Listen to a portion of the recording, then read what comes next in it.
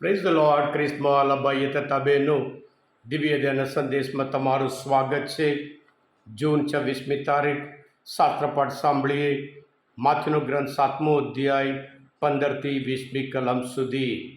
આ સંદેશ સાંભળનાર તમારા સૌ માટે અને તમારા પરિવારજનો વિશે પ્રાર્થના કરું છું કે પ્રભુ તમારા કુટુંબ પર પ્રેમ વરસાવે, શાંતિ વરસાવે, દરેકને તંદુરસ્ત રાખે અને તમારા દરેક કાર્યમાં પ્રભુ સફળતા બક્ષે. ખ્રિસ્તમાં ભાઈ હતા બહેનો, વસ્તુમાં નકલી હોય, ડુપ્લિકેટ હોય, માણસોમાં ડુપ્લિકેટ હોય, નકલી હોય, ધર્મમાં પણ ડુપ્લિકેટ નકલી પ્રચારકો, ઉપદેશકો હોઈ શકે છે. માત્ર આજે નહીં કે પ્રભુ ઈસુના સમયમાં પણ એવા ઘણા બધા ખોટા પ્રચારકો, ઉપદેશકો હતા. એટલે પ્રભુ આજના શુભ સંદેશ દ્વારા કહે છે, ખોટા ઉપદેશકોથી સાવધાન રહેજો. તેઓ ઘેટાના વેશમાં આવે છે, પણ અંદર ખાનેથી ભૂખ્યા વરુઓ હોય છે. એટલે પ્રભુ કહે છે, તેમના વર્તનરૂપી ફળ ઉપરથી તેમને ઓળખી કાઢો. હા કૃષ્ણવાલા ભાઈ હતા બહેનો, પ્રભુ ઈસુના સમયમાં જે તકલીફ હતી, ઘણા બધા ખોટા ઉપદેશક હતા, પ્રચારકો હતા. પૌલના સમયમાં હતા. પૌલ પણ ત્યાં લોકોને સાવધાન રહેવા માટે કહે છે. પીતર એમના પત્રમાં પણ લખે છે. એટલે આ જમાનામાં પણ વધારે આવા લોકો ધર્મમાં ઘૂસી ગયા છે. પ્રભુ ઈસુ પોતે માથેના ગ્રંથમાં 24મો અધ્યાયમાં 24મી કલમમાં કહે છે, ખોટા ખ્રિસ્ત, ખોટા પૈગંબરો આ જાગશે. સંભવિત હોય તેઓ તો ઈશ્વરના વરેલાઓને પણ ભરમાવવા માટે ભારે પરચા અને ચમત્કારો કરી બતાવશે. ખોટા લોકો. પ્રેષિતોના ચરિત્રમાં પણ જોઈએ છીએ, એક ગુલામ છોકરી શેતાન નામે ઘણા બધા પરચો કે ચમત્કાર કરતી હતી. એટલે આ જમાનામાં આપણે બહુ સાવધાન રહેવાનું છે. માત્ર એમના પ્રચારથી એવું નહીં, આ લોકો પોતાના વિશે બહુ પ્રભાવિત બનાવે છે. પોતાના કાર્ય વિશે વખાણ કરતા હોય, બડાસ મારતા હોય. એ બધા ખોટા ઉપદેશ એમ કરીને પ્રભુ ઈસુ પોતે કહે છે. રોમના ધર્મસભ્ય લગતા 16મો અધ્યાયમાં 17મી કલમમાં પૌલ કહે છે, એવા લોકો આપણા પ્રભુ ઈસુ ખ્રિસ્તની સેવા નથી કરતા, પણ પોતાના પેટની પૂજા કરે છે.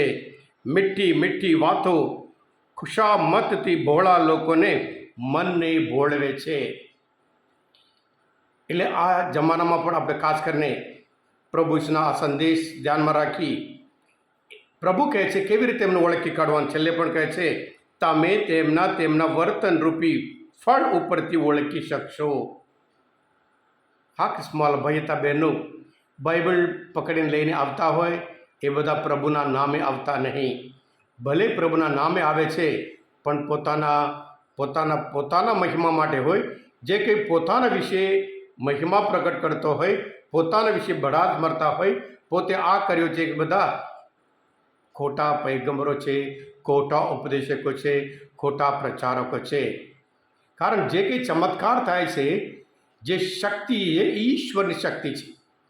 પ્રભુ ઈસુના નામે આવે છે, પણ પોતાનું નામ લઈને, પણ કાર્ય તો હંમેશા પ્રભુના લીધે એક ચમત્કાર થાય છે. એટલે આજે આપણે પણ આ મનનચિંતન કરતાં સારું ફળ સારા ફળ આપે છે, ખરાબ ઝાડ ખરાબ ફળ આપે છે. એટલે એમના ફળ ઉપરથી તમે ઓળખી કાઢી શકો. એટલે બહુ અદ્ભુત સંદેશ આપે છે. પ્રભુ ઈસુના સમયમાં ઘણા બધા એવા હતા, પૌલના સમયમાં હતા, આ જમાનામાં પણ ઘણા બધા એવા છે. એટલે આપણે પણ સાવધાન રહીએ અને વધુ આપણે પોતે બાઇબલ વાંચીએ. જ્યારે બાઇબલ વાંચીએ આપણે ખબર પડશે કોણ સાચો કોણ ખોટા. જ્યારે બાઇબલ ના વાંચીએ, માત્ર અમુક લોકોને જે સંદેશ સાંભળતા હોય, તો પછી આપણે ખબર નથી પડતી આ લોકો સાચા છે કે ખોટા છે. એટલે ફરી પ્રભુ આપણને ચેતવણી આપે છે, તેમના વર્તનરૂપી ફળ ઉપરથી એમને ઓળખી શકશો. એટલે આપણે પણ એવા લોકોને વળીને હંમેશા પ્રભુ પરના વિશ્વાસમાં કોઈ વ્યક્તિ, કોઈ માણસ, કોઈ ચમત્કાર કરી શકશે નહીં. માત્ર પ્રભુની શક્તિ, પ્રભુની દયાથી બધું થાય છે. એ પાઠ આપણા મનમાં રાખીએ.